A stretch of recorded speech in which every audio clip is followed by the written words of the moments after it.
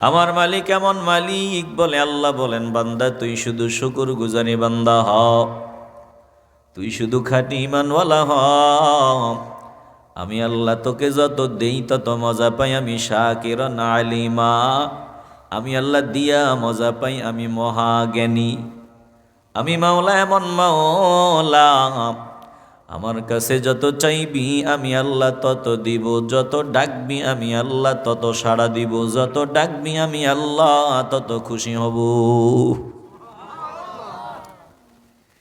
কারো কাছে যেটা বলা যায় না রে বাবা, সেটা একজনের কাছে অনায়াসেই বলা যায়।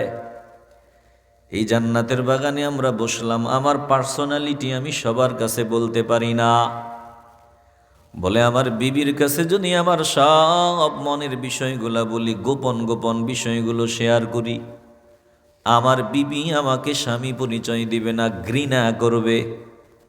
সন্তান যদি আমার সব গোপন বিষয়গুলো জানে, সন্তান আমারে বাবা বনিয়াও ডাকবে না।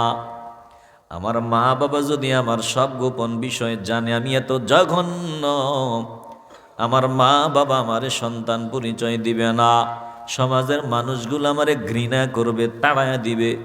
কিন্তু আমার মালিক আমার সব জানে, উপরেরটাও জানে, ভিতরেরটাও জানে, প্রকাশ্যটাও জানে, অপ্রকাশ্যও জানে।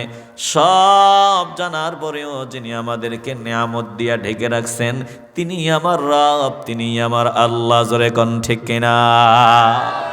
সব জানে। জানে না এমন কিছু আসেনি? কথা কন না কেন, আসেনি? সব জানেন।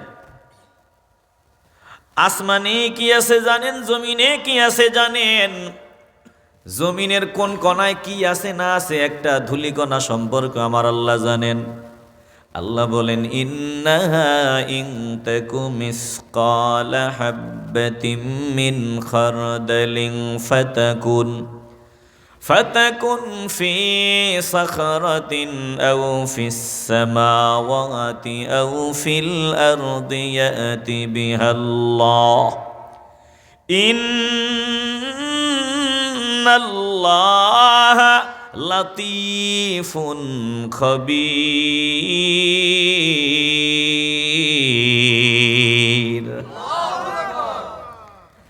আল্লাহ বলেন, দোস্ত আমার, আমি আল্লাহ জানি না এমন কিছুই না, আমি সব কিছুর খবর রাখি, সব কিছুর ব্যাপারে আমি জানি।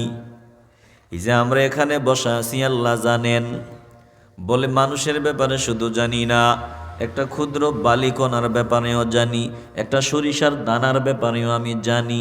আল্লাহ বলেন, দোস্ত আপনি জানায়া দেন, ফাতাকুন ফি সাখরাতিন, যদি একটা সরিষার দানা ওটা অবস্থান করে কোনো পাথরের ভিতরে, দুনিয়াতে অসংখ্য পাথর, ওই পাথর সমূহের কোনো একটা পাথরের ভিতরে যদি একটা সরিষার দানাও পড়ে থাকে, আও ফিস সামাওয়াতি, অথবা আসমান সমূহের মধ্যে, আও ফিল আরদি, অথবা জমিনের কোনো এক কোণার মধ্যে যদি পাথরের দানা বলে ওই সরিষার দানার চাইতে ছোট জিনিসটা পড়িয়া থাকে, আল্লাহ বলেন ওটাও আমি দেখি।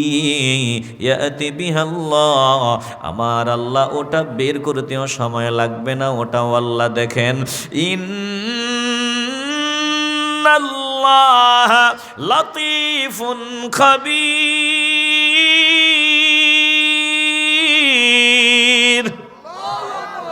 আমার আল্লাহর মতো এমন সূক্ষ্মদর্শী আর কেউ নাই রে বাবা। আল্লাহ সব কিছুই দেখেন। আল্লাহ তাআলা উপরেরটাও দেখেন, নিচেরটাও দেখেন। আল্লাহ বলেন, শুনিয়া লও, আমি আল্লাহ সব কিছুই জানি রে বান্দা। দুনিয়ার মানুষ তোরে মনে করে ফিসাব, ভিতরে ভিতরে তুই কি আমি জানি। এখনো আমি আল্লাহ তোরে শরম দেই নাই, লজ্জা দেই নাই, এখনো তোরে সুযোগ দিয়া রাখছি। তুই এত এত গাদ্দারি করেছো বান্দা, তোরে দুনিয়ার কেউ সুযোগ দিবে না, একবার দুইবার তিনবার, চতুর্থবার তোরে সুযোগ দিবে না, বলে তোরে এক চান্স দেওয়া হবে না। আমি আল্লাহ, তুই চিন্তা করে দেখ, একবার সুযোগ দিলাম, দ্বিতীয়বার দিলাম, তৃতীয়বার দিলাম, বারবার দিলাম। আল্লাহ বলেন, আমি আল্লাহ বানাইলাম বড় মায়া করিয়া রে বান্দা। আমি চাই তুই আমার পথে ফিরে আয়, আদবওয়ালা হ, বেয়াদবি হবি না, বেয়াদবি করবি না, আদবওয়ালা বান্দা হবি। একটা জবানও বন্ধ হবে না বাবা, দিল থেকে মহব্বত নিয়ে বলবেন। আল্লাহ আমাদের বারবার বেয়াদবির কারণে সুযোগ দিয়ে রাখছেন, গজব দেন না। বলেন আমরা সময় থাকতে আদবওয়ালা বান্দা হতে চাই কি চাই না? আসতে না বাবা, জবান খুলে বলেন চাইনি? আদব আদব। আজ যতটুকু আলোচনা করব আদব, শিষ্টাচার, ভদ্রতা, নম্রতা, এই ব্যাপারে আল্লাহ দিক নির্দেশনা দিছেন। এই ব্যাপারে কিছু কথাবার্তা বলবো। যার ভিতরে আদব নাই তার ভিতরে ইসলাম নাই। বেয়াদব কখনো নবীর উম্মত হতে পারে না, বেয়াদব কখনো মুসলমান হতে পারে না। আদবওয়ালা বান্দার নাম হলো মুসলিম। জোরে কোন ঠিক কিনা? মুসলিম মানে কি? যে আত্মসমর্পণ করেছে একজনের কাছে। বলেন তিনি কে? তাহলে যে আত্মসমর্পণ করেছে সে বেয়াদব না, আদবওয়ালা বান্দা। মুসলমান বান্দা ডাক দিয়ে বলে আমার কোনো মত নাই, সব আল্লাহর মত, আমার কোনো সিদ্ধান্ত নাই। যেহেতু আমি মুসলিম, আল্লাহর সিদ্ধান্তই চলবে। আমার কোনো মতামত নাই, আমার কোনো সিদ্ধান্ত নাই। আল্লাহর যত সিদ্ধান্ত ফয়সালা নবীর মাধ্যমে পাইলাম, সব ফয়সালা চলবে, এর বাহিরে কোনো কিছু চলবে না। আপনারা কি বলেন? ঠিক আছে নি? কথা কন না কেন? সিদ্ধান্ত দেওয়ার মালিক একজন, বলেন তিনি কে? আওয়াজ লাগবে, তিনি কে? ভিন্ন কেউ সিদ্ধান্ত দেওয়ার অধিকার নাই। হ্যাঁ, সিদ্ধান্ত দিবে এটা আল্লাহর, যা ফয়সালা দিছেন এটার ভিতরে থাকতে হবে। আমার মালিক নবীর মাধ্যমে যত ফয়সালা দিলেন, আমাদেরকে ব্যক্তি জীবনে, পারিবারিক জীবনে, সামাজিক জীবনে, রাষ্ট্রীয় জীবনে, প্রত্যেকটা কাজে আল্লাহ নবীর মাধ্যমে যেই সিদ্ধান্ত দিয়ে দিলেন, ওই সিদ্ধান্তের অনুকূলে যারা সিদ্ধান্ত দিবে, ফয়সালা দিবে, তারা আদবওয়ালা। আল্লাহ নবীর মাধ্যমে যত ফয়সালা দিবেন, যারা নবীর ফয়সালা মানবে না, নবীর সিদ্ধান্ত মানবে না, ওরা আদবওয়ালা না, ওরা বেয়াদব। কথা কন না কেন? আসতে বলবেন না, জবান খুলে কথা বলতে হবে, ঠিক কিনা? বলে বেয়াদবের তো একটা কোয়ালিটি আছে, বেয়াদবির তো একটা মাত্রা আছে। আমার এই বাংলার জমিনে এমন চূড়ান্ত বেয়াদব জন্মগ্রহণ করেছে, মুসলমান দাবি করিয়া আল্লাহর সিদ্ধান্ত মানে না, নবীর সিদ্ধান্ত মানে না, কোরআনের আইন মানে না, আয়াত মানে না। আমার নবী যা বলছেন মানে না, মানে না তো মানে না, উল্টা বৃদ্ধাঙ্গুলি দেখায় বেয়াদবি করে, বলে মানি না, চলবে না, অচল। ১৫০০ বছর আগের কোরআন এখন অচল, ১৫০০ বছর আগে নবীজি বলছেন এগুলো এখন আধুনিক যুগে অচল, চলবে না। বলেন এমন গাদ্দারিমূলক কথা যারা বলবে, এদেরকে মন চাইলেও আমরা সম্মান দিতে পারি না। জোরে কোন ঠিক কিনা? আসতে বলবেন না, জোরে বলেন ঠিক কিনা? আসেনি এরম গাদ্দার? মানো না, বেয়াদবি করবা না, মানো না, আবার বেয়াদবি করবা বলবে চলবে না, আমরা মুসলমানরা বসে থাকতে পারবো না। যখন বলবা চলবে না কোরআন, চলবে না হাদিসের বাণী, আমরা বলবো আল্লাহর জমিনে আল্লাহর দিন চলবে, কোন ফেরাউন সেমি ফেরাউনের কথা মতো আমরা চলবো না। কথা বলেন না কেন? আসতে বলবেন কেন? জবান খুলে বলেন। আদব নাই, আজকে আদব নাই, অথচ বেয়াদব মুসলমান হতে পারে না। মুসলিম কোন বান্দা, মুমিন কোন বান্দা, জান্নাতি কোন বান্দা, আল্লাহ বলেন দোস্ত আপনি জানায়া দেন। ওয়াল হাফিজুনা লিহুদুদিল্লাহ ওয়াবাশশিরিল মুমিনিন।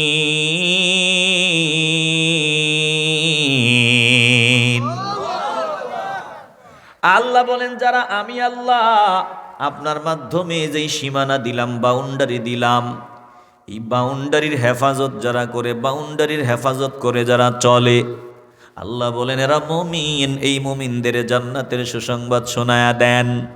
আজকে তাকায় দেখেন আমরা কেমনে চলবো, কি খাবো, কোথায় যাব, কোথায় যাব না।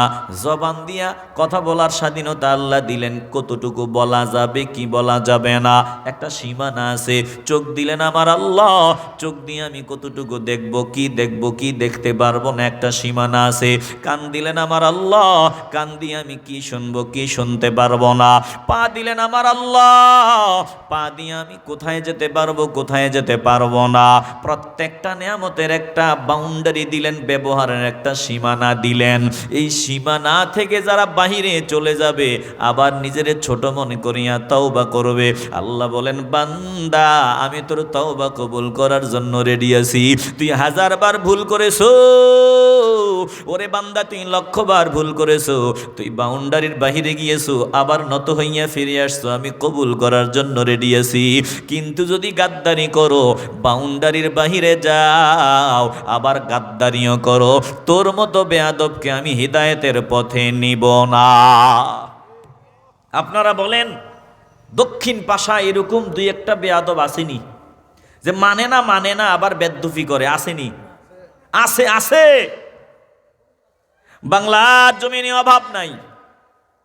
এ মুসলমান নবীর আশিকের দল, সাবধান। অঙ্গ প্রত্যঙ্গ গুলো চালাইতেছো, কতদিন চালাইবা, কতদিন মাতবুরি করবা? তোমার হাতে এগুলো না রে বাবা, এগুলো চলে একজনের ইশারায়। উনি যতদিন চায় ততদিন চলবে, চাইবে না আর এক মুহূর্ত গাড়ি চালানো যাবে না। গাড়ি চলে, তেল মোবিল যিনি দেন দিল থেকে বলেন তিনি কে? একটু জবান খুলতে হবে, তিনি কে? আরে কুত্তায় তো মালিকের চিনে, মালিকের দুশ্মনও চিনে। এত নেয়ামত আল্লাহ দিছেন, ডানে বামে তাকায়া দেখো, চোখ দিয়া তুমি দেখো। গত 2 দিন আগে, গতকালকের আগের দিন প্রোগ্রামে আল্লাহর একজন বান্দা হাদিয়ে দিল। নোয়াখালী ফেনীতে প্রোগ্রাম, মুনাজাতের আগে আল্লাহর বান্দা, আমি বুঝি না বান্দা যে চোখে দেখে না, আল্লাহর বান্দা হাতের মধ্যে হাদিয়া দিয়া বলি হুজুর দোয়া চাই। গত 2 দিন আগেও আমি চোখে দেখছি, হঠাৎ করে কি জানি হলো, এখন আমি চোখে দেখি না। হুজুর একটু দোয়া করেন আমার চোখের আলো যাতে আল্লাহ ফিরায় দেয়। এরে বাবা চিন্তা করো, চোখ নিয়ে দেখো, আল্লাহ যতদিন চাইবে দেখবা, চাইবে না কোটি টাকাও কাজে লাগবে না। অতএব নিয়ামতগুলো যার ইশারায় চলে, এই নিয়ামতগুলো দিয়া তারে খুশি করার সাধনা শুরু করো, কপাল খুলে যাবে। দিল থেকে মহব্বত নিয়ে বলেন আজকের পর এই নিয়ামতগুলো দিয়া মাওলার খুশির পথে চালাতে চাই কি চাই না? এরে বাবা পায়ে হাত দিয়া বলি বেজার হইও না। আজ তাকায় দেখো, আদব বলতে আমাদের ভিতরে নাই।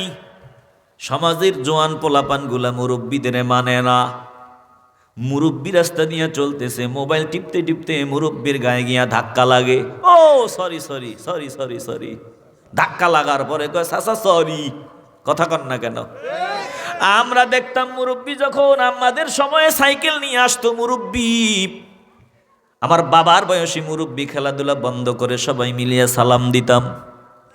এবার মুরব্বী হাসি মুখে সালামের জবাব দিয়ে বলতো বাবা তোমরা শরীর চর্চা করো, খেলো। সাইকেল দিয়ে যাওয়ার সময় বাবার বয়সী মুরব্বী দেখলে সাইকেল থেকে নামিয়ে আসসালামু আলাইকুম। মুরব্বী ডাক দিয়ে বলতো কেউ বাবা কেউ বাবা। বলতাম ও কাকা আমি অমুকের সন্তান, আল্লাহ বাসাক, যাও দোয়া করি। আজ তাকায় দেখেন মোটর সাইকেলে চলে, মুরব্বির উপর দিয়া পায়ের উপর দিয়া চাকা উঠায় দেয়। কথা কন না কেন? বিড়ি টাইন না মুরব্বির চেহারা বরাবর ধোঁয়া ছাড়ে। কথা কন না? মুরব্বি মানে না, সব অধিকাংশ আজকে বেয়াদব, অধিকাংশ আদব নাই। এই দৃশ্য আমাদের দেখতে হয়। ছাত্র ওস্তাদরে ধরিয়া মারে, ওস্তাদ ক্লাসের মধ্যে গেলে আতঙ্কে থাকে, ভয়ে থাকে। উল্টা পাল্টা হইলে ছাত্র নিয়ে আবার আমারে মারে। একটু উল্টা পাল্টা যদি হয়, ওস্তাদ যদি একটু ধমক দেয়, বলে ধমক দিলে ছাত্র দাঁড়াইয়া ডাবল ধমক দেয়। ওস্তাদ তো ব্যথাতে নেওয়ার সাহসই নাই, বলে একটু 19-20 হইলে ওস্তাদ ছাত্রের হাতে মাইরি খায়। বাস্তবতা। আমাকে এক ছাত্র বলতেছে হুজুর কি বলবো, পরীক্ষার হলের মধ্যে পরীক্ষা চলতেছে, ছাত্র নকল করতেছে, শিক্ষক কাগজটা নিয়ে নিছে, নিয়ে ফালায় দিছে। ছাত্র পরীক্ষার হলে দাঁড়ায় গেছে, দাঁড়ায় কয় এটা ফালাইছো, এটা তাড়াতাড়ি উঠাই আইন না দাও, না এলে তোমার খবর আছে। নেতা নেতা, ছাত্র নেতা, বেজার হইতেছেন আপনারা? এখন ওস্তাদ দেখে মুরব্বী মানুষ, এটা উঠাইয়া না দিলে আসলেই খবর আছে, মানিজ্য যাইব, এবার উঠে কয় যা দিয়ে দিলাম। এ বাবা চিন্তা করিয়া দেখো কত নিচে নামলাম, কত নিচে নামলাম, কত নিচে নামিয়া গেলাম।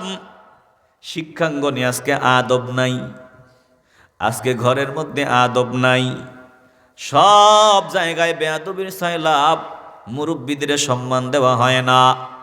অথচ আদব হলো মুসলমানের একটা বড় গুণ, বলে সব থেকে বড় গুণ হলো আদব। আদব যেই বান্দার ভিতরে পরিপূর্ণভাবে পাওয়া যাবে, ওই বান্দা ততটাই খাঁটি মুসলমান হিসাবে পরিগণিত হবে। যেই বান্দার ভিতরে আদবের ঘাটতি দেখা যাবে, ওই বান্দা পরিপূর্ণ মুসলমান হতে পারবে না। আল আদাবু খায়রুম মিনাজ যাহাবি ওয়াল ফিদ্দা, আদব এমন নিয়ামত, বলে স্বর্ণ রূপা মণি মুক্তার চাইতেও দামি নিয়ামত হলো আদব। এরে বাবা পায়ে হাত দিয়া বলিয়া যাই, আল্লাহ তোমারে টাকা দিছেন, এজন্য গরম গরম ভাব দেখাইও না, বেয়াদবি করিও না। মানুষকে সম্মান করো, ভালোবাসো, আদবওয়ালা হও, আল্লাহ তোমার মাকাম আরো উপরে উঠাইয়া দিবে। আর যদি বেয়াদবি করো, আল্লাহ এমন আছাড় মারবে, হাড্ডি গুড্ডি কিছুই থাকবে না। তুমি মরিয়া যাওয়ার পর মানুষগুলা ডাক দিয়া বলবে ভালোই হইছে, ভালোই হইছে, একটা জানোয়ার মারা গেছে, ভালোই হইছে। এই জিন্দিগির কোনো দাম নাই, এমন জীবন গঠন করিয়া লও, মরিয়া বান্দা তুই হাসবি, ভুবন তোর জন্য কান্না করবে। এমন জীবন গঠন করো, বলে মদিনাওয়ালা তুই মরার পরে তোরে মায়ার কোলে জড়ায় নিবে। দুনিয়ার মানুষগুলো যখন সাদা কাপড়ে মোড়াইয়া, দুনিয়ার কামলাগিরের অধ্যায় যখন সমাপ্ত হবে, ইতি হবে, আমি যখন আমার বিবির কামলাগিরি দিতে পারবো না, আমি যখন আমার মানুষের চাহিদা পুরা করতে পারবো না, মানুষ বলবে আ কামলা জিনিসটারে আর বাড়িতে রাখার কোনো প্রশ্নই উঠে না, তাড়াতাড়ি কর, এটারে সাদা কাপড়ের প্যাকেট বানাইয়া মাটি দিয়ে গর্ত চাপা দিয়া তাড়াতাড়ি বিদায় নে। বলে দুনিয়ার মানুষগুলো যখন মাটিতে কবর দিয়ে চলে আসবে রে বাবা, অন্ধকার, আল্লাহর নবী বলেন উম্মত তুই মনে করো মাটির ঘরে কিছুই হবে না, অন্ধকার কবরে আর কি হবে, ওখানে মরে যাওয়ার পর কবর দেওয়ার পর মাটি খাইয়া ফেলবে, কিছুই হবে না। আল্লাহর নবী বলেন না না না, ইন্নাল আবদা ইযা উদিআ ফি কবরিহি, যখন কোন বান্দাকে কবরের মধ্যে শোয়াইয়া দেওয়া হয়, বান্দাকে কবরে রাখিয়া ওয়াতাওয়াল্লা আনহু আসহাবুহু, তার আপন মানুষগুলো পা দিয়া পারাইয়া পারাইয়া মাটিগুলো চাপাইয়া দেওয়ার পর, এরপরে যখন বাড়ির দিকে রওনা দেয়, আমার নবী বলেন কবরওয়ালার বান্দার মানুষটা, যেই মানুষটা আসল মানুষ, ওই রুহটা কবরের মধ্যে ফিরাইয়া দেওয়া হয়। এরপরে বান্দার এমন অবস্থা হয়, আন্নাহু লা ইয়াসমাউ করানি আলাইহিম, কবরওয়ালা বান্দা কবরে শুইয়া মানুষগুলা যে বিদায় হইতেছে, জুতার শব্দটা পর্যন্ত শুনতে পায় রে বাবা। ওই জগতের মধ্যে আমাকে যেতে হবে, এই যে স্টেশন মানজিল, এটা চূড়ান্ত মানজিল না, এটার পরে ঠিকানা জান্নাত না হয় জাহান্নাম। যেই বান্দার ঠিকানা জান্নাত, ওই বান্দা কপাল সৌভাগ্যবান, যেই বান্দার ঠিকানা হবে জাহান্নাম, তার মতো কপাল বড় আর কেউ হবে না। ফামান যুহজিহা আনিন নারি ওয়া উদখিলাল জান্নাতা ফাকাদ ফাজ। দিল দিয়ে অনুধাবন করেন, যেই বান্দাকে জাহান্নাম থেকে দূরে রাখা হবে, জান্নাতে প্রবেশ করায়া দেয়া হবে, ফাকাদ ফাজ, ওই বান্দা নিঃসন্দেহে চূড়ান্ত সফল। মুসলমান নবীর আশিক, কবুল করার মালিক আমার আল্লাহ। একটু দিল থেকে মহব্বত নিয়ে বলবেন, হাসরের ময়দানে আমার নবী ডাক নিয়ে বলবে তুই আমার উম্মত, কবরে নবী বলবে তুই আমার উম্মত, টেনশন নাই আমি আসি তোর সাথে। বলেন আমরা এমন উম্মত হতে চাই কি চাই না? হাসরের ময়দানে আল্লাহ বলবে বান্দা রে তুই আমার বান্দা, এমন বান্দা হতে যদি চাও, আমার নবী হাত ধরিয়া বলুক তুই আমার উম্মত, এমন উম্মত যদি হতে চাও, তাইলে চূড়ান্ত আদবওয়ালা হও। বেয়াদবি, সামান্যতম বেয়াদবি ভিতরে রাখা যাবে না।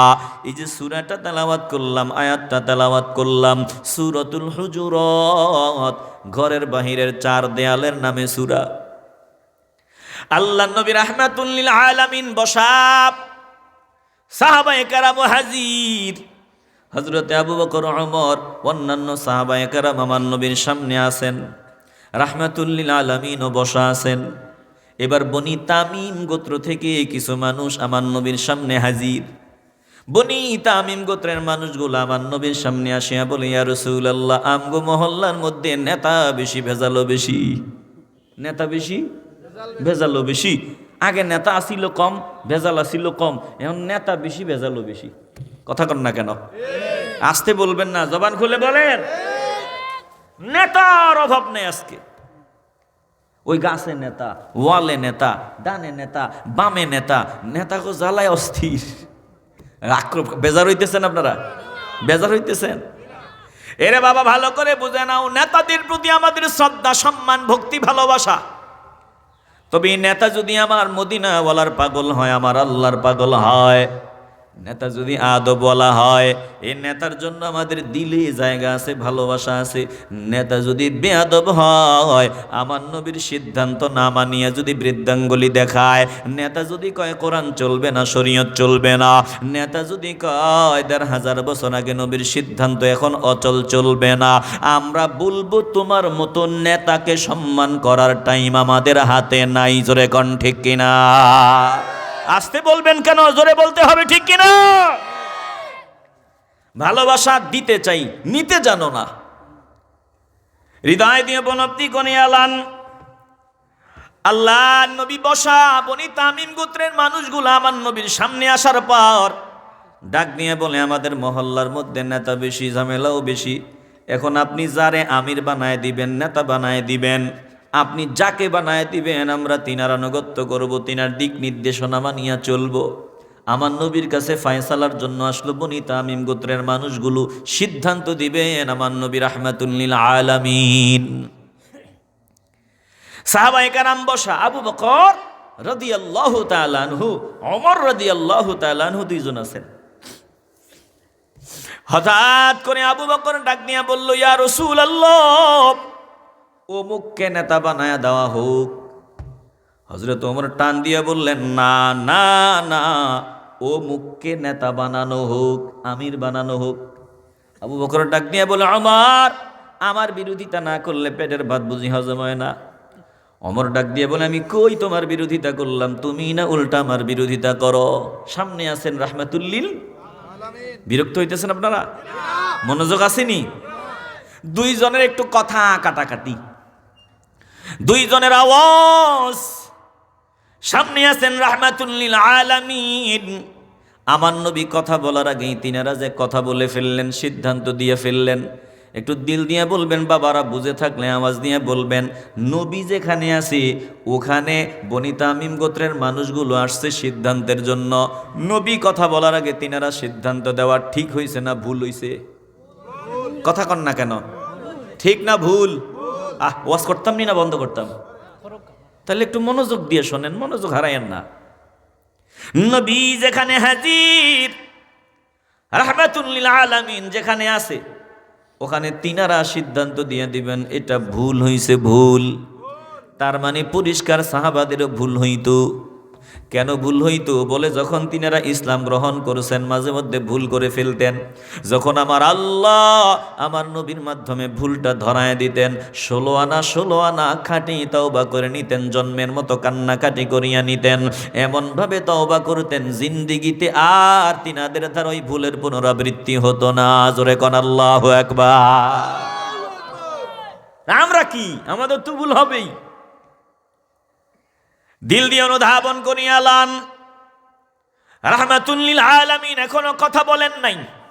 আবু বকর বললেন, ইয়া রাসূলুল্লাহ, অমুককে আমির বানায়া দেওয়া হোক। ওমর বললেন, অমুকের নাম প্রস্তাব করলেন। দুইজনের মধ্যে কথা কাটাকাটি। এখন আমরা এখান থেকে একটু মাসালা নিব। ধরেন মসজিদের কোনো বিষয় নিয়ে আপনি একটা মিটিংয়ে বসিয়ে গেলেন, এলাকার মুরব্বী, এলাকার নেতা একটা সিদ্ধান্তে উপনীত হওয়ার জন্য একটা মিটিংয়ের মধ্যে বসিয়া গেলেন। মিটিংয়ে বসিয়া যাওয়ার পর এখানে যে 50 জন আছে, 50 জনের মধ্যে একজন মুরব্বী আছে না নাই? কথা কয় না। এটা কিতা খাস ভাই, কি খাস? এটা খানাটা না খাইস না, আমার ওয়াজ বুঝলে যাবো। এটা আমার দিকে তাকা। আপনারা বেজার হইতে আছেন? আমি সবার দিকে তাকায় তাকায় কথা কইতেছি। যদি দেখি আমার শ্রোতা অমনোযোগী, তাহলে তো ভাল লাগে না। আল্লাহ যে বলাইতে আছে এটাই তো অনেক কিছু। ঘুম নাই। গতকাল প্রোগ্রাম শেষ করে টানা রাত 12টার আগে মাইক ছেড়ে ফরিদগঞ্জ প্রোগ্রাম শেষ করে রওনা দিছি। ভাবছি আগে ভাগে একটু প্রোগ্রাম শেষ করে আসতে আসতে রাস্তার যেই গতি, রাস্তার যেই অবস্থা, মাশাআল্লাহ। 1 ঘন্টার রাস্তা লেগে যায় 4 ঘন্টা। এখন আবার টেনশনে আছি, আপনাকে এই জায়গায় প্রোগ্রাম শেষ করে আগামী দিন কুড়িগ্রামে প্রোগ্রাম, নাগেশ্বরীতে আবার ওখানে যাওয়া, ঢাকা থেকেও 350 কিলোমিটার। তা আপনারা তো ওয়াজ শুনবেন, বাড়ি গিয়ে ঘুমাইবেন। বক্তাকে জীবন এত সুন্দর না, যে মুসিবত। আজকেও বউরে কইছি যে ভাল লাগে না, ভাল লাগে না, জীবনে বাঁচমু আর কয় বছর, রাস্তায় রাস্তায় জীবন কাটাই দিব নাকি, ভাল লাগে না। বেজার হইতেছেন আপনারা? এই জন্য একটু দোয়া চাই, দোয়া চাই। এই যে সুস্থ রাখেন আল্লাহ, এটা আপনাদের দোয়া আর মদিনাওয়ালার নজর। কথা কন ঠিক কিনা? এরে বাবা, অনুরোধ করিয়া বলি, এই জীবন বলে 1 মিনিটেরও কোনো গ্যারান্টি নাই।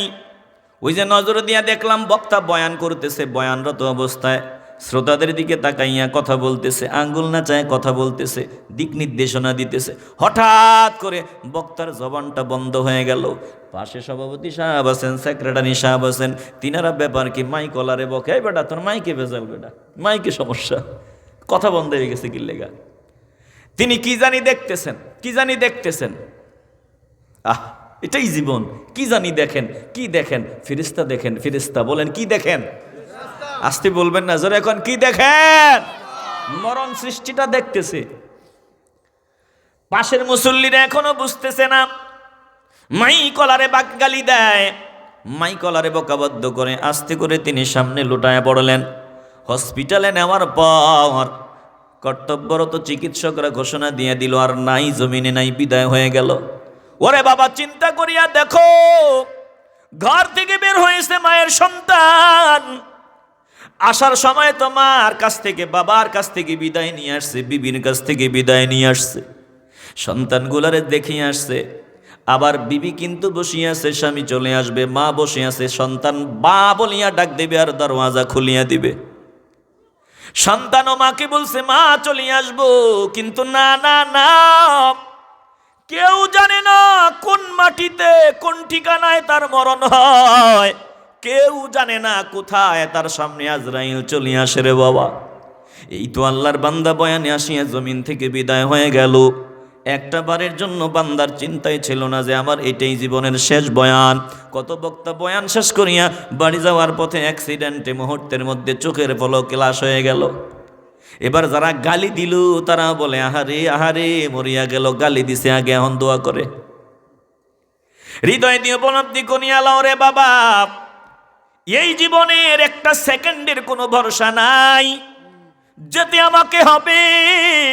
ও মাঝি ভাই, পিছনে একটু তাকাইয়া দেখো, পিছনে তাকাইয়া দেখো, তুমি এমন দূরত্বে চলে আসছো, এমন মহাসাগরে চলে আসছো, পিছনে তুফান, সামনেও দেখা যায় না, পেছনেও দেখা যায় না, নৌকা কিন্তু ডুবো ডুবো অবস্থা, যে কোনো সময় নৌকায় পানি ঢুকবে, ডুবিয়া যাবে, বলে জীবন প্রদীপ নিভিয়া যাবে। রে বাবা, যাওয়ার সময় কিন্তু আমাদের বেশি দূরে না, বেয়াদবির খাতায় নাম লেখাইয়া জমিন থেকে বিদায় নেওয়া যাবে না, আদবওয়ালা বান্দা হইয়া যাতে জমিন থেকে বিদায় নিতে পারি। একটু দোয়া করা যাবে নি? কথা কর না, দোয়া করা যাবে নি? হৃদয় দিয়ে উপলব্ধি করিয়া লাও রে বাবা,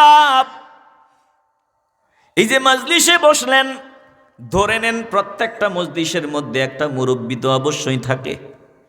মাহফিলের ব্যাপারে একটা মিটিংয়ের মধ্যে বসিয়া গেলেন, মসজিদের ব্যাপারে মিটিংয়ের মধ্যে বসিয়া গেলেন, সামাজিক কোনো বিষয় নিয়ে মিটিংয়ের মধ্যে বসিয়া গেলেন। এখানে 2-1 মুরব্বী আছে। কি দিয়া বুঝাই? ঈদের জামাত। সেক্রেটারি সাহেব দাঁড়ায় কয়, ভাই সব আগামী দিন ঈদের জামাত, মতামত চাই কয়টায় জামাত দিলে ভালো হয়।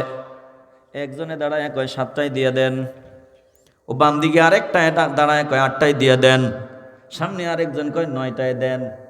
কথা কর না কেন? তুমি চিন্তা করলা না, আমি যে কইলাম 7টায় দিয়ে দেন, 7টায় যদি না হয় আমি তো টাটকা একটা শরম পাইলাম। হৃদয় দিয়ে উপলব্ধি করেন আদব। আদব মাজলিসে বসলেন সমাধানের জন্য, 10 জনের 10 মতামত, এই লাগছে হই হুল্লোড়, সমাধান নাই, উল্টা মারামারি। কথা কন না কেন? আদব শিক্ষা নাও কোরআন থেকে, সুলাইমান আলাইহিস সালামের ঘটনা থেকে আদব শিক্ষা নাও। হঠাৎ করিয়া হুদহুদ পাখিটারে খুঁজিয়া পাইতেছেন না, মজলিসের আদব, একটা মজলিসের আদব শিক্ষা নাও কোরআন থেকে। আমরা শুধু কোরআন পড়ি, ঘটনা শুনি, শিক্ষা তো গ্রহণ করি না রে বাবা। হুদহুদ পাখিটারে খুঁজিয়া পাই না, সুলাইমান নবীর মেজাজ গরম হয়ে গেল। কই গেলি, আজকে আসলে খবর আছে, যথার্থ কারণ যদি দর্শাইতে না পারো তাইলে গরদান যাবে। কিছুক্ষণ পরই হুদহুদ সামনে হাজির। সুলাইমান নবী ডাক দিয়ে বলে, কই গেছস ক? হুদহুদ ডাক দিয়া কই, হুজুর আমি আপনার জন্য একটা গুরুত্বপূর্ণ তথ্য নিয়ে আসলাম, যেটা আপনার অজানা জানেন না। বলে, কি তথ্য নিয়ে আসছো, তাড়াতাড়ি কও। বলে, আপনারে আল্লাহ যত নিয়ামত দিছেন, সম্পদ দিছেন, আপনারে আল্লাহ কত নিয়ামত দিছেন, আল্লাহ আপনারে সিংহাসন দিছেন, রাজত্ব দিছেন, আপনার চাইতেও কম দেওয়া হয় নাই। সাবা উপত্যকায় রানী বিলকিসকে আল্লাহ অনেক নিয়ামত দিছেন, সৌন্দর্যের অভাব নাই, টাকা পয়সার অভাব নাই, নাজ নিয়ামতের অভাব নাই, অঢেল নিয়ামত আমার আল্লাহ দান করেছেন।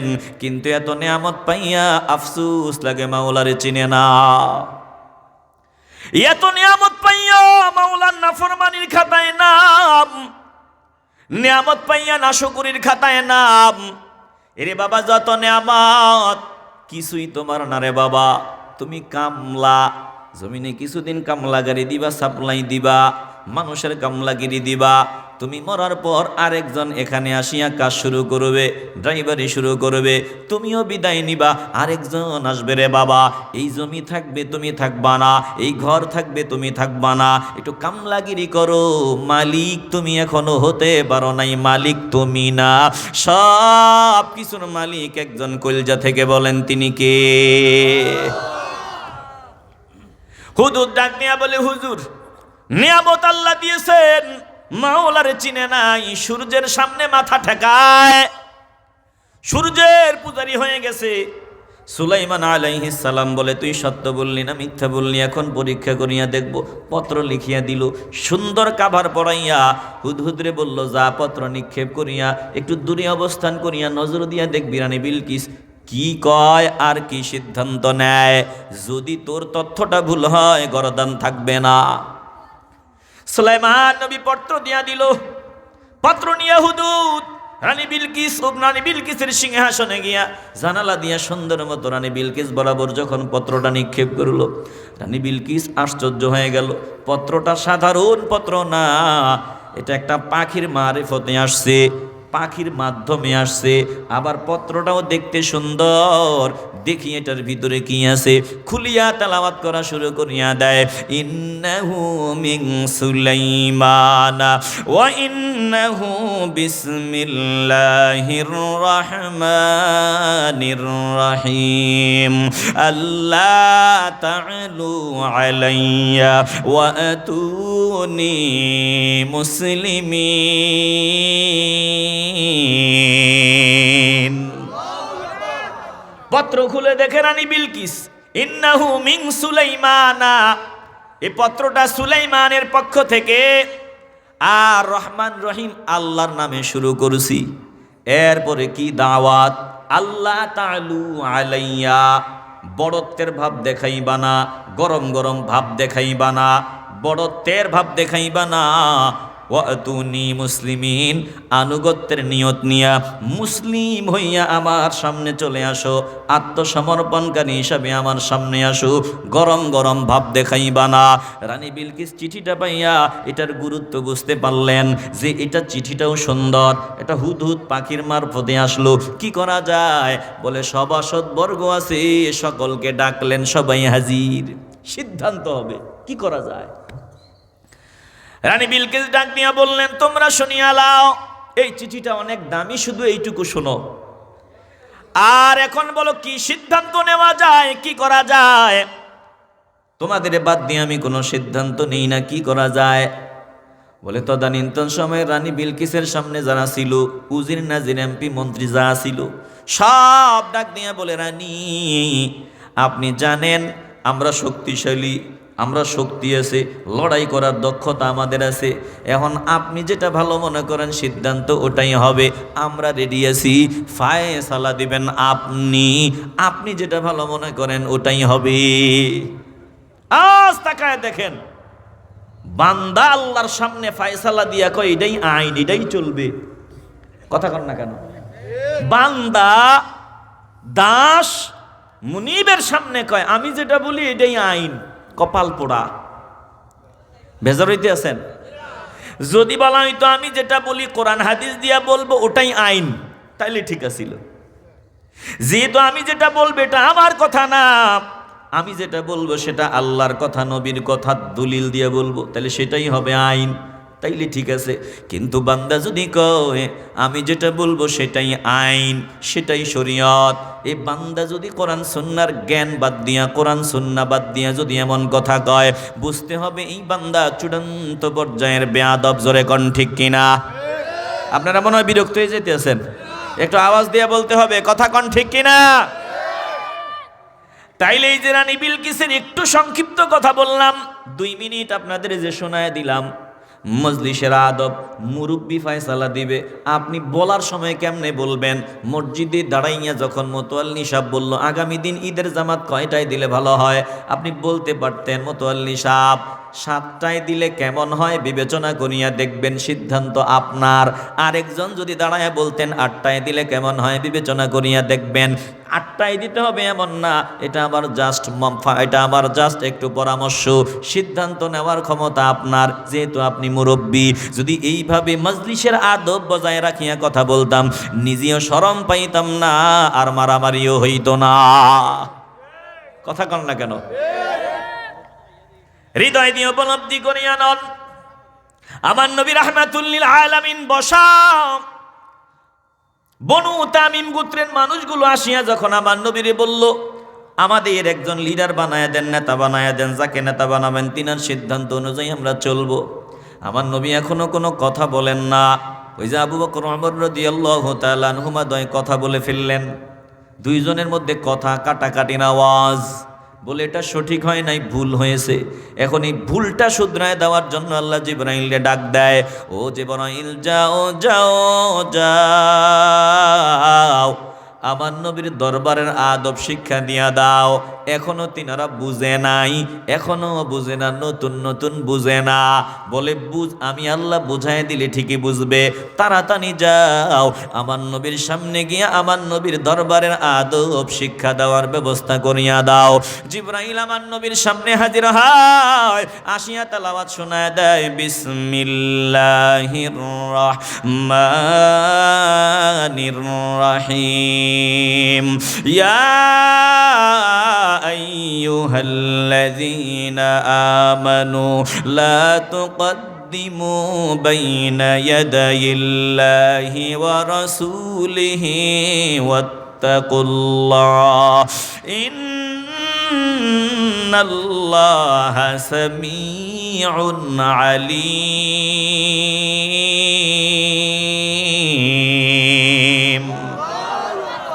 হৃদয় দিয়ে উপলব্ধি করিয়া নেন। আল্লাহ ডাক দিয়া বলেন, ও ইমানদারের দল, ব্যাপারটা কি? ঘটনা ঘটলো আমার নবীর দরবারে, আপনারা উঠা বসাই করবেন? উঠা বসা করার মতো আর কেউ আসেননি, এ মাত্র আসলেন, আমারও বয়ানের সময় ফুরিয়ে যাইতেছে। ভালোবাসার সময় কোন দিক দিয়া যায় টেরও পাওয়া যায় না। কি ভাই? পরে পরে হৃদয় দিয়ে উপলব্ধি করিয়ালান, ঘটনা ঘটলো আমার নবীর দরবারের ঘটনা। সাহাবায়ে কেরাম ওখানে বসা, বনি তামিম গোত্রের মানুষ আসলো, একজন রে আমির বানায় দিবে, নবী ফয়সালা দিয়ে দিবে। ঘটনা তো নবীর দরবারে। আল্লাহ আবু বকর ওমর রাদিয়াল্লাহু তাআলা আনহুমা তিনাদেরকে ডাকবেন, কারণ ঘটনা ওনাদের কেন্দ্রিক।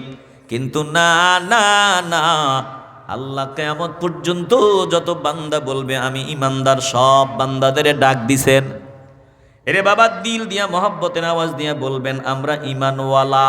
বলেন আমরা কি? আসতে বলবেন না, আমরা কি? ইমানওয়ালা, আমরা ইমানদার। যেই বান্দা দাবি করবে আমি ইমানদার, ওই বান্দাকে আমার আল্লাহ ডাক দিছেন।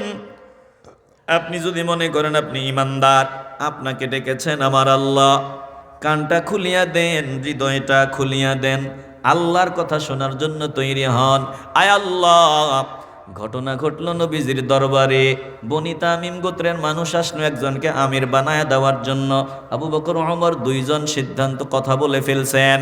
এখন আয়াত নাজিল করলেন, ঘটনা তো নবীর দরবারে আমগরে সৈদ্যা ডাকলেন কেন, আমাদেরকে সহ কেন ডাকলেন? আল্লাহ বুঝায়া দেয়, ও ইমানদারের দল, ঘটনা যদিও নবীর দরবারে, আমার নবী চিরদিন তোমাদের চোখের সামনে থাকবে না। আমার নবী দ্বীনের দাওয়াত দিয়া বুঝাইয়া তোমাদের থেকে পর্দার আড়ালে চলিয়া যাবেন। আমার নবী পর্দার আড়ালে চলিয়া যাওয়ার পর এই কোরআন শুধু মদিনায় সীমাবদ্ধ থাকবে না, এই কোরআন সারা দুনিয়ার রন্ধ্রে রন্ধ্রে ছড়ায়া ছিটায়া যাবে। আমার নবীর প্রেসক্রিপশন, আমার প্রেসক্রিপশন, নবীর মাধ্যমে আমি যেটা দিলাম এটা কিয়ামত পর্যন্ত থাকবে। বলে কিয়ামত হয়ে গেল এই কোরআন ধ্বংস হবে না রে বাবা। দিল দিয়ে অনুধাবন করিয়া আলান, আল্লাহ ডাক নিয়া বলেন, দুনিয়ার মানুষ শুনিয়া লাও, আমার নবীর ওয়ারিসগণ যারা হবেন, ইলমের ধারক বাহক যারা হবেন, তিনাদের দরবারেও ঠিক তোরা এইরকম আদব বজায় রাখিয়া চলবি। এজন্য আমি আল্লাহ ঘটনা ঘটছে নবীর দরবারে তোদের সহ ডাক দিলাম। কিয়ামত পর্যন্ত যত বান্দা দাবি করবি আমি ইমানদার, আমার নবীর ওয়ারিসগণ যারা হবে হক্কানি উলামায়ে কেরাম, হক্কানি উলামায়ে কেরাম, পীর মাশায়েখগণ, নবীর আশিকগণ, তাদের সামনে তোরা আদব বজায় রাখিয়া চলতে হবে। বলেন নবীর দরবারের আদব প্রত্যেক ঈমানওয়ালা নবীর পাগলাদের সামনে প্রদর্শন করবে। এই জন্য আমি ডাক দিলাম, ইয়া আইয়ুহাল্লাযীনা আমানু, ও ঈমানদারের দল, একটু কানটা খুলিয়া দেন। এরপরে আল্লাহ বলেন, লা তুকদ্দিমু বাইনা ইয়াদাইল্লাহি ওয়া রাসূলিহি ওয়াত্তাকুল্লাহ। কোন বিষয়ে, কোন ব্যাপারে তোমরা অ্যাডভান্স হয়ে যাও না, অগ্রগামী হয়ে যাও না। আমার নবী থেকে, আমি আল্লাহ থেকে, আমি আল্লাহ আমার রসুল থেকে কোনো বিষয়ে আগ বাড়াইয়া কোনো কথা বলিও না, কোনো সিদ্ধান্ত দিও না। সাবধান, তুমি যে সিদ্ধান্ত দিবা হাজারবার চিন্তা করো, আমি জবান দিয়া যে কথাটা বলতেছি এই কথায় আমার আল্লাহ, আমার নবী খুশি না বেজার? যদি দেখো বেজার হয়, ব্রেক করো, আর এমন কথা বলবা না। কারণ আমাকে, আমার রসুলকে বাদ দিয়া কোনো সিদ্ধান্ত দিবা না। যদি সিদ্ধান্ত দাও, তোমার নামটা বেয়াদবের তালিকায় উঠিয়া যাবে। আর যদি আমার রসুলের সিদ্ধান্তকে প্রাধান্য দিয়া সামনে রাখিয়া দুনিয়ার জিন্দিগি চালাও, আদবওয়ালা বান্দার কাতারে নাম উঠবে। দুনিয়াও উজালা, আখিরাতও উজালা। এরে মুসলমান ইমানদার, দুঃখের সাথে বলতে হয়, আজ বাংলার জমিনে মুসলমানের বলা দাবি করিয়া এমন আওয়াজও দেয় যে কোরআন চলবে না, হাদিস চলবে না। এমন আওয়াজও দেয় যে এই জমিনে নাকি কোরআনের আইন এখন আর চলবে না।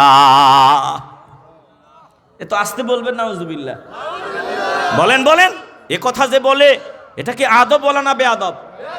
আসতে বলবেন, এটা আদব বলা না বেয়াদব? যেমন ইয়াজিদ ক্ষমতার জন্য ঈমান নষ্ট করে দিছে। ইয়াজিদ ক্ষমতার জন্য আমার নবীর কলিজার টুকরার গলায় ছুরি চালায় দিছে। এই ক্ষমতার জন্য 3 দিন পর্যন্ত মসজিদে নববীতে তালা ঝুলায় দিছে, নামাজ পড়তে দেয় নাই। বহু সাহাবাদের হত্যা করেছে। বলে টুপিওয়ালা দাড়িওয়ালা ভয় লাগে, মারাত্মক ভয় লাগে, মারাত্মক ভয় পাই। আবার নিয়ে আমরা এইরকম টুপিওয়ালাদের দলের সদস্য হয়ে যাই, যে টুপিওয়ালার কথা সুন্দর, কিন্তু ক্ষমতার লোভে হুসাইনি যারা আছে তাদেরকে জবাই করতেও দ্বিধাবোধ করবে না। এজন্য টেনশন। তুমি তো আমার টেনশন দূর করবা কাছে আসিয়া, ভালোবাসা দিয়া, সুন্দরভাবে বুঝাইয়া। তুমি যদি আক্রমণাত্মক কথা কও, তাইলে আরো টেনশন বাড়িয়া যায়। মুসলমান নবীর আশিকের দল ভালো করিয়া দিল দিয়ে অনুধাবন করিয়া লন। আমরা চাই, সোজা কথা, ভালো মানুষগুলা সংসদে যাবে, ভালো মানুষগুলা সংসদে যাওয়ার পর অন্তত ভালো কিছু হবে। তবে 1000% গ্যারান্টি দিয়ে আমি আপনাদের বলিয়া যাই, এই যদি 300 জনের মধ্যে 299 জন যদি ইসলামিক মোনাজারা আছে, সংসদে যাওয়ার পর তিনারা ইসলামী শরিয়া আইন চালু করবেন, বলে এটা অসম্ভব, এই প্রক্রিয়ায় হবে না। হুজুর এটা কেমনে কইলেন, কিভাবে বললেন? ভালো করে শুনে নাও, ভোটের মাধ্যমে, ভোটটা জিহাদ বানায় দিছো। এখন যদি 299 জন ইসলামিক মাইন্ডের যারা আছে, তারা ক্ষমতায় যাওয়ার পরে, ক্ষমতায় গিয়া তিনারা যদি বলে এখন থেকে কোরআনের আইন দিয়া চোরের হাত কাটা হবে, এখন থেকে জেনার বিচার হবে কোরআনের আয়াত দিয়া, এখন থেকে কোরআন দিয়া ফায়সালা হবে, ভালো করে খেয়াল করিয়া লন। ভারত আমেরিকারে বলবে, দেখছেন নি, বলছিলাম না আগেগুলা জঙ্গি, বলছিলাম না আগেগুলা সন্ত্রাস, বিশ্বাস করেন নাই, এখন টের পাইছেন নি, এরা কয় কোরআন দিয়া দেশ চলবে। আমেরিকা কয় হ্যাঁ, গণতন্ত্র তো এটা না, আমরা যে গণতন্ত্র দিছি ওরা আবার ভিন্ন দিকে চলিয়ে গেছে। ধর, সবাই মিলিয়া ধর, বাংলার জমিনে জঙ্গির অভাব নাই, সব জঙ্গিগুলারে খতম কর। লিখে রাখেন, লিখে রাখেন। আমেরিকা আমার উপর হামলা চালাবে, ভারত হামলা চালাবে, দুনিয়ার গাদ্দাররা আমাদেরকে ছেড়ে দিবে না, আমাদের দিকে থাবা মারবে রে বাবা, এই জমিনের মধ্যে আঘাত করবে। তখন কিন্তু দিন কায়েমের জন্য, ইসলামী শরিয়া আইন বাস্তবায়নের জন্য জিহাদ ছাড়া বিকল্প কোনো রাস্তা খোলা থাকবে না। ময়দানে নামতে হবে, লড়াই করতে হবে। আর যদি তাদের ধমকে সবগুলা গর্তের ভিতরে ঢুকিয়া যায়, বলবে সব মুনাফিক মার্কা মুসলমান, এগুলার অসুবিধা নাই। আর যদি সিদ্ধান্ত নিতে চাও কোরআন দিয়া দেশ চালাইবা, লিখে রাখো, ভালো করে লিখে রাখো, বেঈমান কাফেররা আমাদের উপর হামলা চালাবেই চালাবে। তখন তুমি বয়ান করছো ভোটের জিহাদ বর্তমানে মূল জিহাদ, ওই তরবারির জিহাদ এখন আর চলবে না। মানুষ মনে করবে ভোট দিয়া তো জিহাদ করিয়া ফেলছি, এখন আবার কিসের জিহাদ? মারাত্মক ভুলের সাগরে তুমি ডুবো খাইবা। ও মুসলমান ইমানদার, টোটাল সমাপনী কথা হলো এই, আজ হোক কাল হোক, জিহাদ ছাড়া এই জমিনে শরিয়া কায়েম হবে না। জোরে কোন ঠিক কিনা? আসতে বলবেন না, জোরে বলেন ঠিক কিনা? কিন্তু আমরা দেরিতে সিদ্ধান্ত নিব, এখনই নেওয়া দরকার ছিল। হৃদয় দিয়ে উপলব্ধি করে আলাও, এটা কিতা? হ্যাঁ, হৃদয় দিয়ে উপলব্ধি করে আলাও রে বাবা, কলজার ভিতরে কথাগুলো ঢুকায় নাও। অনুরোধ করিয়া বলি, বেজার হইও না, বেজার হইও না, মূল কথা বলিয়া দিলাম। এই জন্য শাহজালাল ইয়ামানী রহমতুল্লাহি আলাইহি আমগরে তসবিও দেখাইছে, কোরআনও দেখাইছে, তরবারিও দেখায় গেছে।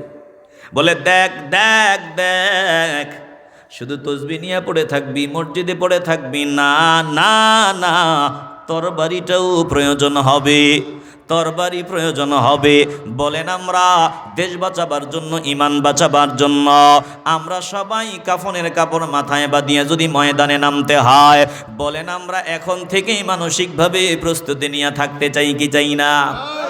আসতে বলবেন না, জবান খুলিয়া বলেন চাই কি চাই না?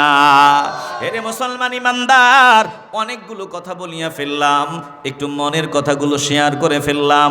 এবার সামনে আগাই, দিল দিয়ে অনুধাবন করো। আমার নবী রাহমাতুল লিল আলামিন সিদ্ধান্ত দেওয়ার আগে আবু বকর ওমর যখন সিদ্ধান্ত দিয়া দিলেন, আল্লাহ কোরআনের আয়াত নাজিল করিয়া দিলেন।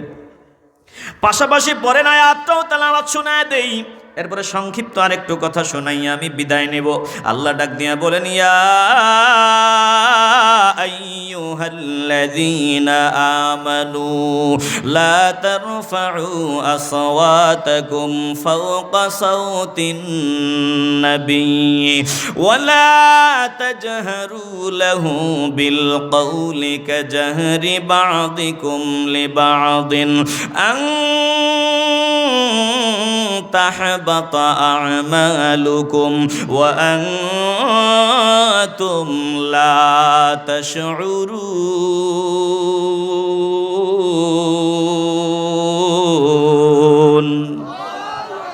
জিবরাইল এসে আয়াতগুলো শোনায় দিলেন, ও ইমানদারের দল, লা তারফাউ আসওয়াতাকুম ফাওকা সাওতিন নবী, তোমরা আমার নবীর কণ্ঠ মোবারকের আওয়াজের উপরে তোমাদের আওয়াজকে কোনোভাবেই উঁচু করবা না, উঁচু যাতে না হয়।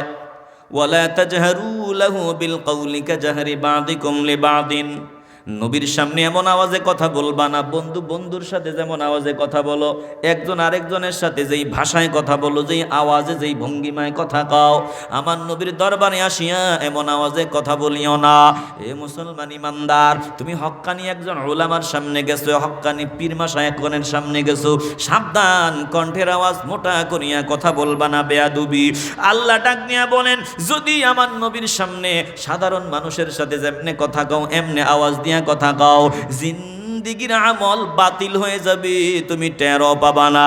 আন তাহবাতা আমালুকুম ওয়া আনতুম লা তাশউরুন।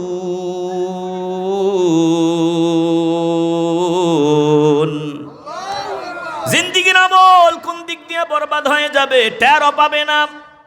আয়াত নাজিল হওয়ার পর আবু বকর রাদিয়াল্লাহু তাআলা আনহুর কান্না, হযরত ওমর ফারুক রাদিয়াল্লাহু তাআলা আনহুর কান্না, কারণ তিনারা নিজের সমস্যাটা বুঝতে পারেন। আত্মসমালোচনা করনেওয়ালা বান্দা, যেই বান্দাগুলা আত্মসমালোচনা বুঝে নিজের ভুলটা বুঝতে পারে, ওই বান্দাগুলা আমার আল্লাহর দরবারে বড় দামি বান্দা। এরে বাবা, ভালো করে শুনিয়ালাও, এই ওমর আমার নবী জমিন থেকে বিদায় হওয়ার পর, পর্দার আড়ালে যাওয়ার পর, আবু বকর সিদ্দিক রাদিয়াল্লাহু তাআলা আনহু আমিরুল মুমিনিন, আবু বকরের পর হযরত ওমর রাদিয়াল্লাহু তাআলা আনহু আমিরুল মুমিনিন। দেখেন তিনারা কেমন আত্মসমালোচনাকারী। হযরত ওমর রাদিয়াল্লাহু তাআলা আনহু একটা কাজের মধ্যে আছেন, হঠাৎ করে একজন সামনে দাঁড়ায়, ওমর, ও ওমর, বলাটা সুন্দর হয় নাই, ডাকাটা সুন্দর হয় নাই। ওমরের মেজাজ গরম, কি বলবা বলো? বলে, অমুক বান্দা আমার উপর জুলুম করেছে, তাড়াতাড়ি বিচার করিয়া দাও। ওমর ওই ডাকটাও সুন্দর হয় নাই, বলাটাও সুন্দর হয় নাই, মেজাজ হয়ে গেছে গরম, দিছে হাতের মধ্যে যেটা আসিল ওইটা দিয়ে একটা বাড়ি। বেটা, আমি যখন কাজে থাকি তখন ডিস্টার্ব করো, একটু সুন্দরভাবে বলাও শিখলা না, যখন বিচারের জন্য বসি তখন আসো না, এমন আইসা কই বিচার করে দাও। হযরত ওমর আমিরুল মুমিনিন, এই বান্দাটা যখন এক পা দুই পা করিয়া বিদায় হয়, হযরত ওমর হঠাৎ করিয়া ব্রেক হয়, চিন্তা করে, আল্লাহ, একজন বান্দা আমার কাছে আসলো বিচারের জন্য, হয়তো বলাটা সুন্দর হয় নাই, আমি মেজাজ গরম করিয়া তাকে একটা আঘাত দিয়ে দিলাম। না না না, আমি ওমর এটা ঠিক করি নাই। ওমর পাগলের মতো দৌড়ায়, আল্লাহর বান্দার সামনে দাঁড়ায় কয়, রে বান্দা, নে এটা দিয়ে আমি তোরে আঘাত করেছিলাম, এই লাঠিটা দিয়ে আমি তোমারে আঘাত করেছিলাম, হাতে নাও, আমি ওমর যেভাবে তোমারে আঘাত করেছিলাম, পিঠটা আগায়া দিলাম, আমাকে এইভাবে একটা আঘাত বসায় দে। এই ব্যক্তি ডাক দিয়া বলে, না না না, আপনাকে কেন আঘাত করতে যাব, আঘাত করব না। বলেন, আমারে আঘাত করিয়া তাড়াতাড়ি মুক্তি দিয়ে দে, কারণ হাসরের ময়দানে আমার আল্লাহ এটার জন্য আমাকে ডাকবেন, ধরবেন, আমি জবাব দিতে পারবো না। এবার ওই ব্যক্তি বলে, ওমর, আমি আপনাকে আল্লাহর জন্য মাফ করিয়া দিলাম। হযরত ওমর মাওলা দরবারে শুকর আদায় করে সিজদায় পড়ে 2 রাকাত নামাজ পড়ে আল্লাহকে ডাক দিয়া বলে, আল্লাহ, আমি ওমর তো বড় নিকৃষ্ট ছিলাম, নিজের আত্মসমালোচনা নিজে করতেছেন। ওমর রে ডাক দিয়া বলে, নিজে বলেন, ওমর, তুমি তো জাহান্নামের কিনারায় ছিলা, ওমর তোর তো কোনো মর্যাদা ছিল না, ওমর তুই তো বড় নিকৃষ্ট বান্দা ছিলি রে ওমর, তোকে আমার আল্লাহ মায়া করিয়া জাহান্নামের কিনারা থেকে উঠাইয়া সম্মানের আসনের মধ্যে বসায়া দিলেন। আজ একটা বান্দা তোর কাছে বিচারের জন্য আসলো, বলাটা সুন্দর হয় নাই, মেজাজ গরম করিয়া তাকে তুই একটা আঘাত করলি রে ওমর, তোর মতো জঘন্য বান্দার কেউ নাই, কেন তুই এই কাজটা করলি? আল্লাহর দরবারে তওবা করে, কান্না করে, চোখের পানি ছাড়ে, রোনাজারি করি। আবু বকর তো সেই আবু বকর, একজনকে আবু বকর একটা বাজে কথা বলে ফেললেন, নজর দিয়া দেখে চেহারাটা মলিন হয়ে গেল। এবার হযরত আবু বকর সামনে গিয়ে বলে, ভাই, আমি তোরে যেটা বলছি আমারে ঠিক ওইটা বলিয়ে দে, মুক্ত করে দে। তিনি ডাক দিয়া বলেন, না না না, আপনি যেটা বলছেন আমি আপনাকে ওটা বলবো না। এবার আবু বকর আল্লাহর নবীর সামনে গিয়ে হাজির হয়, ডাক দিয়া বলে, ইয়া রাসূলুল্লাহ, অমুক বান্দার বিরুদ্ধে আপনার দরবারি অভিযোগ, এবার রাবিয়া আসলামী তিনার গোত্রের লোকগুলা ডাক দিয়ে বলে, ব্যাপারটা কি? তিনি নিজে অন্যায় করেছেন, আবার নিজে নবীর দরবারে গিয়ে তোমার বিরুদ্ধে অভিযোগ দিছেন। আবু বকর ডাক দিয়া, রাবিয়া আসলামী ডাক দিয়া বলে, চিনো না, চিনো না আবু বকরকে তোমরা চিনো না? আবু বকর আমাকে একটা বাজে কথা বলছে, আমি না বলি, আমাকে বলার জন্য বলছে, আমি না বলাতে নবীর কাছে গেছে, কি বিচার দিছে এটা তোমরা বুঝবা না। আবু বকরকে আমি চিনি, যদি তিনি আমার উপর বেজার হন, আমি রাবিয়া আসলামের ধ্বংস। এবার তিনি আল্লাহ নবীর দরবারে হাজির। আল্লাহ নবী ডাক দিয়া বলে, ব্যাপার কি? আবু বকরের সাথে তোমার কি হয়েছে? এবার তিনি ডাক দিয়া বলেন, ইয়া রাসূলুল্লাহ, তিনি আমার একটা কথা বলছেন, আমি একটু বেজার হয়ে গেছি, এখন আমি সেম কথা ওনাকে বলার জন্য বারবার বলতেছে, বললাম না কেন, এজন্য আপনার দরবারে আমার বিরুদ্ধে অভিযোগ। এবার আল্লাহ নবী বললেন, তুমি বলিয়া দাও আবু বকর, আমি তোমাকে আল্লাহর সন্তুষ্টির লক্ষ্যে মাফ করিয়া দিলাম। তিনি যখন এই কথা বলেন, আবু বকর চোখের পানি ছাড়িয়া মাওলার দরবারে শুকরিয়া আদায় করেন। ইনারা হলেন এমনই মানুষ, জোরে কোন আল্লাহু আকবার। আয়াত নাজিল হওয়ার পর কান্না। আবু বকর সিদ্দিক রাদিয়াল্লাহু তাআলা আনহু চোখের পানি ছেড়ে কান্না আরম্ভ করিয়া দিলেন। হযরত ওমরও কান্না শুরু করিয়া দিলেন। আল্লাহর নবীর দরবারে দাঁড়াইয়া ক্ষমা চাই, মাপ চাই, ইয়া রাসূলুল্লাহ, জীবনে আর আমাদের দ্বারা এমন ভুল হবে না, মারাত্মক ভুল হয়ে গেছে, তাওবা করলাম, ক্ষমা চাইলাম, আমার আল্লাহ মাফ করিয়া দিলেন। বলেন, না জানা বশত হইছে, অসুবিধা নাই, তাওবাকারীকে আমার আল্লাহ পছন্দ করেন, ভালোবাসেন। আবু বকরের এমন অবস্থা হয়ে গেল, আমার নবীর সামনে যখন বসতেন একেবারে চুপ করে থাকতেন, কথা বললে আওয়াজ দিতেন, বলে আওয়াজটা আবার বড় হয়ে যায় নাকি ভয় পাইতেন। হযরত ওমর সেম কোয়ালিটিতে আচরণ করতেন। আরেকজন সাহাবী সাবিত বিন কায়েস রাদিয়াল্লাহু তাআলা আনহু, এই আয়াত নাজিল হওয়ার পর তিনি রাস্তার কিনারায় গড়াগড়ি করতেছেন, ধুলা বালিগুলো গায়ের মধ্যে মাখিয়ে নিতেছেন। একজন সাহাবী ডাক নিয়ে বলে, রে সাবিত বিন কায়েস, ব্যাপার কি? তুমি রাস্তার মধ্যে বালুর মধ্যে গড়াগড়ি করতেছো কেন? সাবিত ডাক নিয়ে বলে, আমি ধ্বংস, জন্মগতভাবে আমার কণ্ঠের আওয়াজ মোটা, আমি না নবীর সামনে মোটা গলায় কথা বলি, বড় আওয়াজে কথা বলি। আল্লাহ তো বলছেন, নবীর দরবারে যদি বড় আওয়াজে কথা বলা হয় জিন্দেগির সব আমল বরবাদ হয়ে যাবে। আমি না নবীর দরবারে বড় গলায় কথা বলি, আমি চাইলেও আস্তে করে কথা বলতে পারি না, আমার জিন্দেগির সব আমল বুঝে বরবাদ হয়ে গেল। এবার তিনাকে আল্লাহ নবীর সামনে নিয়ে হাজির করা হয়। রাহমাতুল লিল আলামিন ডাক দিয়া বলে, সাবেত রে, ব্যাপার কি? তোমার ধুলাবালি গায়ের মধ্যে গড়াগড়ি করেছো কেন, কান্না করেছো কেন? ডাক দিয়া বলে, ইয়া রাসূলুল্লাহ, আল্লাহ তো আয়াত নাজিল করছে, লা তারফাউ আসওয়াতাকুম ফাওকা সাউতিন নবী, আপনার সামনে কণ্ঠের আওয়াজ উঁচু করে কথা বলা যাবে না, যদি কথা বলা হয় জিন্দেগির সব আমল বরবাদ হয়ে যাবে। ইয়া রাসূলুল্লাহ, আমার তো জন্মগতভাবে কণ্ঠের আওয়াজ মোটা, আমি না আপনার সামনে বড় আওয়াজে কথা বলি, আমার জিন্দেগির সব আমল বুঝে বরবাদ হয়ে গেল। আমার নবী ডাক দিয়া বলেন, সাবেত শুনিয়া লাও, আমি তোমার কাছে জানতে চাই, তুমি কি কৃতজ্ঞ বান্দা হয়ে জীবন যাপন করতে চাও না? তুমি কি জান্নাতি বান্দা হতে চাও না? তুমি কি শাহাদাতের তামান্না ভিতরে নিয়ে চলো না? তিনি বললেন, ইয়া রাসূলুল্লাহ, আমি কৃতজ্ঞ বান্দা, আমি ঈমানওয়ালা বান্দা, আমি জান্নাত চাই, শাহাদাতের তামান্না নিয়ে চলতে চাই। আমার নবী দোয়া করিয়া দেয়, বলে তোমার জন্য মাওলার জান্নাত রেডি, জোরে কোন আল্লাহু আকবার। কৃতজ্ঞ বান্দা হও, আল্লাহ যা দিছে এটার উপর শুকরিয়া আদায় করো, আরেকজনের দিকে হিংসার নজরে দেখিও না, কৃতজ্ঞ হও। আমার যা আছে আলহামদুলিল্লাহ, দিছেন কি আল্লাহ। আজ আমাকে ভিতরে হিংসা, আল্লাহ আমাদের হিংসা থেকে হেফাজত করেন। একটু জোরে কর না আমিন, জবান খুলে বলেন না আমিন। প্রিয় ভাইয়েরা, আমি সামনে আপনাদের আর কষ্ট দিতে চাই না, শোনেন, আদব হলো সবার উপরে। আদব যার ভিতরে নাই, ইসলামও তার ভিতরে নাই, সে মুসলিম না। সবাই আদম সন্তান, হাবিলও আদম সন্তান, কাবিলও আদম সন্তান। বলে হাবিল হলো আদবওয়ালা, কাবিল হলো চূড়ান্ত পর্যায়ের বেয়াদব। এই জমিনে এইরকম বেয়াদব কাবিলের অনুসারী আছে না নাই? আসতে বলবেন কেন, আছে না নাই? সংখ্যাটা মনে হয় খুব কম, সংখ্যা কম, অভাব নাই, অনেক আছে। এজন্য আসেন সম্মান চাইলে, ইজ্জত চাইলে, মর্যাদা চাইলে আদবওয়ালা হন, মানুষকে সম্মান করেন, মানুষকে ভালোবাসেন। আমার আল্লাহ আমার ইজ্জত মর্যাদা বুলন্দ করে দিবেন।